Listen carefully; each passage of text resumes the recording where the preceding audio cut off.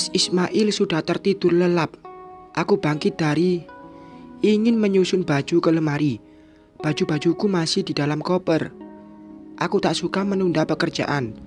Lagian mata belum mengantuk. Ku buka lemari yang cukup luas dengan 6 pintu. Hampir seluruh dinding sebelah kiri tertutup lemari. Warna emas yang senada dengan tempat tidur dan nakas terlihat mewah. Aku mulai memasukkan pakaian ke lemari ini. Tidak memenuhi 2 pintu. Pakaianku sudah tak tersisa di koper. Ya, aku tak punya pakaian banyak hingga lemari ini terlihat sangat besar. Sementara pakaian Mas Ismail sudah tertata rapi. Namun ada sesuatu yang membuatku terpana. Di antara gantungan baju Mas Ismail masih ada baju lain yang tidak asing di mataku.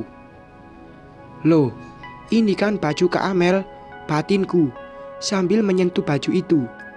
Ada sekitar 5 hanger. Ini membuatku membuka pintu lemari yang ke-5 dan ke-6. Ternyata firasatku benar. Semua isinya adalah baju almarhum Kak Amel. Seketika aku terpana melihat baju-baju itu. Bukan karena aku egois atau cemburu. Hanya saja aku sudah menjadi istri Mas Ismail. Tapi kenapa pakaian Kak Amel tidak diletakkan di lemari lain? Bukankah kamar ini sudah menjadi milikku sekarang? Apakah aku egois jika meminta baju-baju itu diletakkan di kamar lain? Sementara lemari ini sangat luas buat menyimpan. Sesaat ada rasa berdosa karena pernikahan ini terjadi atas permintaan Kak Amel. Kamu sangat berlebihan, Sarah. Bukankah baju itu tidak mengganggumu?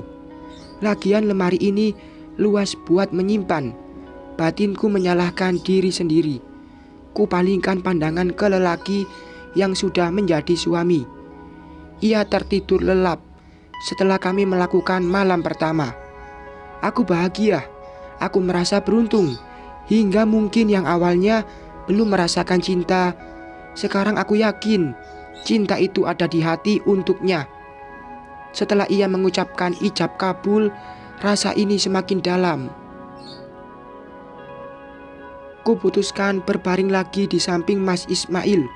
Ku pandangi wajahnya dekat. Mungkin saja sedang bermimpi. Saking lelapnya, karena terdengar dengkuran kecil. Kak Amel beruntung, sama beruntungnya denganku kini. Sebaiknya ku biarkan saja baju-baju itu. Rasanya tak enak meminta dipindahkan ke lemari lain. Dulu ini kamar Kak Amel. Bangun sayang, terdengar suara dan terasa ada yang menyentuh pipiku lembut hingga membuatku membuka mata.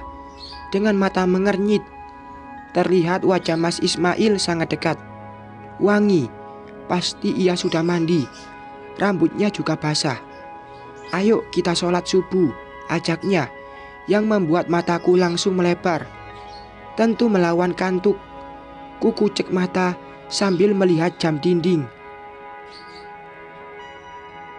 Udah jam 5 ya, Mas? Iya, ayo mandi. Mas, tunggu nih. Lalu Mas Ismail bangkit dan membentangkan 2 sajadah.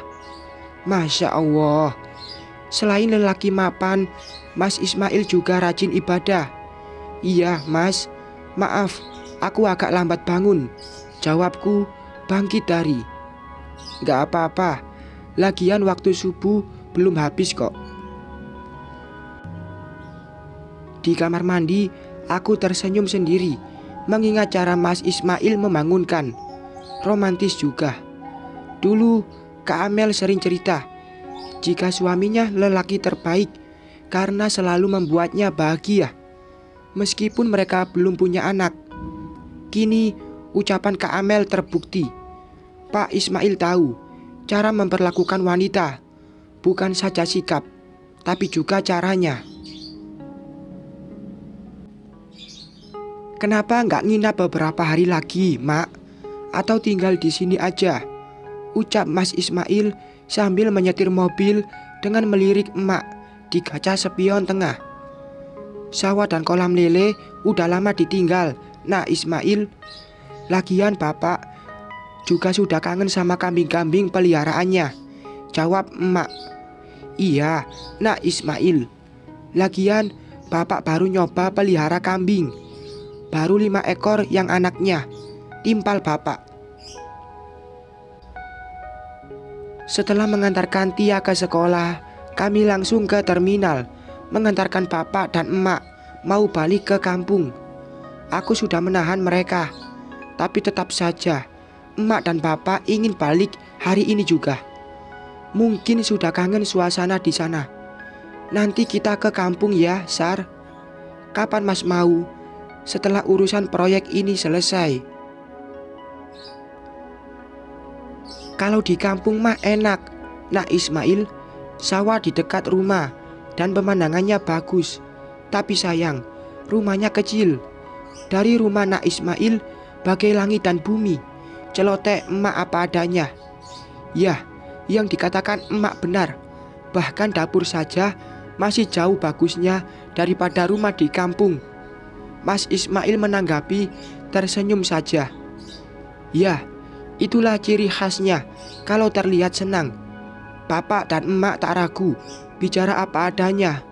Bahkan emak kelihatan lebih akrab ketimbang Mas Arga yang sudah lebih dari 10 tahun menjadi suamiku dulu. Ini penilaian sementara saja, baru juga 1 hari. "Mas, mau aku masakin rendang?" tanyaku sambil duduk di sampingnya. Kami duduk di teras belakang sambil menikmati keindahan taman belakang. "Gak usah, kamu istirahat saja. Lagian sebentar lagi aku mau bertemu klien. Ada proyek pembangunan rumah sakit." Mata Mas Ismail tetap menatap layar ponselnya. "Kalau gitu, aku akan ke kantor. Lagian banyak kerjaan menunggu. Berdiam di rumah bukan solusi. Lebih baik kerja. Nanti siang juga bakalan menjemput Tia." "Aku gak menuntutmu kerja, Sarah." Baru ia menatapku. "Mas, aku gak bisa berdiam di rumah sebesar ini. Sepi. Kalau aku tetap kerja, bukankah bisa membantu perusahaan juga?" Mas Ismail menghela nafas besar. Sesaat ia terpana menatapku dan entah memikirkan apa. "Aku takut kamu lelah dan sakit. Sebaiknya di rumah dan jaga kesehatan. Nanti akan aku transfer buat keperluanmu. Jangan lupa beli vitamin dan susu berkalsium." Mas Ismail bangkit dari duduk. Rumah ini terlihat sepi. Ia ada Mami dan beberapa pembantu. Tapi Mami juga sibuk dengan showroom mobil. Ya, Mami juga seorang pengusaha, meskipun usianya tak lagi muda. "Tapi Mas..." "Cukup, Sarah. Sebaiknya jangan berdebat." Aku langsung terdiam. Suara Mas Ismail terdengar agak lantang. Kok hatiku malah sedih mendengarnya. Padahal ini juga demi kebaikanku. Astaga, sejak kapan aku menjadi cengeng? "Aduh, maaf Sarah." Mas Ismail memelukku. "Aku hanya ingin kamu tidak sakit. Jika merasa bosan, ajak Tia ke salon atau belanja." "Maaf Mas, aku hanya merasa tak enak berdiam di rumah. Kalau aku ikut kerja, bukankah juga membantu menjalankan perusahaanmu? Insya Allah, aku pasti bisa jaga kesehatan." Liriku, pelukan dilepas. "Aku sayang kamu. Amel saja yang hanya ibu rumah tangga bisa punya sakit separah itu. Apalagi kamu yang sibuk kerja, Sar." Hah, kenapa aku disamakan dengan Kak Amel? "Mas, sebaiknya aku berangkat kerja. Jika butuh sopir, hubungi secepatnya, biar aku carikan." Mas Ismail tidak memberi kesempatan buat aku bicara. Jangan lupa makan dan minum obat, sambungnya. Apa?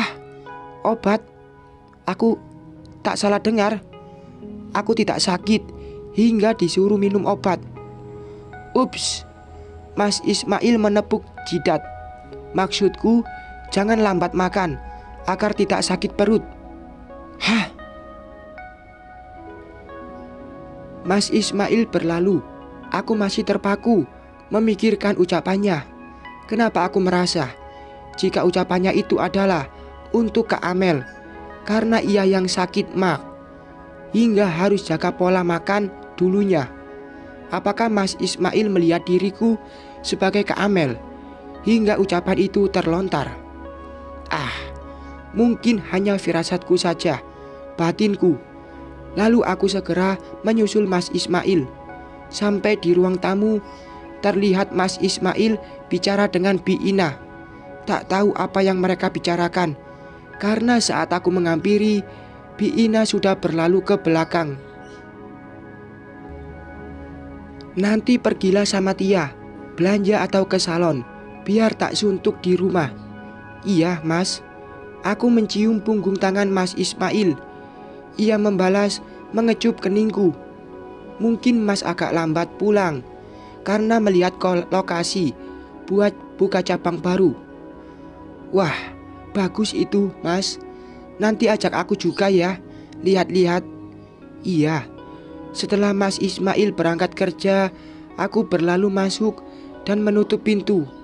Mungkin ini namanya berusaha pencocokan karakter. Selama ini kami hanya kenal sebatas kerjaan saja. Pernikahan tanpa pacaran. Dan inilah kisah rumah tanggaku yang kedua. Nyonya, saya permisi dulu ke minimarket terdekat, beli roti gandum. Persediaan sudah habis. Bi Ina menghampiriku sebelum kaki ini menaiki tangga. Mami atau Mas Ismail yang suka roti gandum, Bi? Mungkin ini saatnya aku cari tahu kesukaan suamiku. Bukan, Nyonya. Ini persediaan buat di kamar Nyonya. Hah? Alisku bertaut. Karena heran saja, karena tak pernah meminta roti gandum. Bagiku, semua roti enak kok. Tidak harus roti gandum. Bi, aku tidak minta roti gandum loh. Loh, kata bapak, non sakit mah, hingga roti gandum harus tersedia di nakas kamar. Hah? Tunggu. Apakah ini juga kebiasaan Kak Amel, Bi? Iya, non. Roti gandum harus selalu ada, meskipun Nyonya Amel sering mengeluh bosan. Tapi non juga sakit makan, hingga bapak menyuruh sediakan itu. Apakah hanya firasatku saja yang mengatakan kalau aku dianggap Kak Amel? Nggak usah, Bi. Aku tidak butuh roti gandum, jawabku lalu menaiki tangga. Ada rasa yang membuat dada ini sesak. Entah kenapa rasanya tidak terima kalau aku disamakan dengan Kak Amel. Aku sangat sadar pernikahan ini lantaran Kak Amel. Ia sahabat seperti saudara. Tapi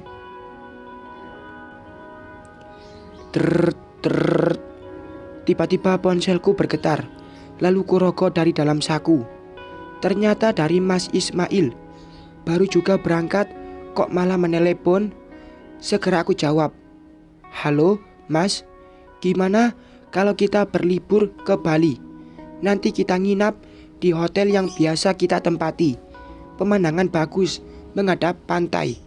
Bukankah kamu suka pantai? Maksudmu apa, Mas? Tentu aku heran, karena seumur hidup tak pernah pergi ke Bali. Menginap di hotel pun kalau ada dinas keluar daerah dulunya. Lagian aku kurang suka pantai. Justru lebih suka daerah pegunungan. Itu loh yang waktu itu. Astaga. Maaf Sarah. Maksudku bagaimana kalau kita pergi berlibur ke Bali dan menginap di hotel yang kamarnya menghadap pantai? Sudah berapa kali aku merasa kalau suamiku menganggap aku adalah almarhum istri pertamanya. Rasanya sesak. Suami yang aku cintai menganggapku bukan diriku. Apakah ia menyentuhku juga mengingat almarhum Kak Amel? Entah kenapa pikiran ini timbul dengan mendengar ucapan Mas Ismail barusan. Ditambah baju-baju Kak Amel tak pernah dikeluarkan dari lemari dan caranya memperlakukan aku. Mas, aku Sarah, bukan Kak Amel, batinku dengan dada sesak. Ya Tuhan, kenapa air mata ini luruh, tapi bibir tak mampu berucap. Bersambung.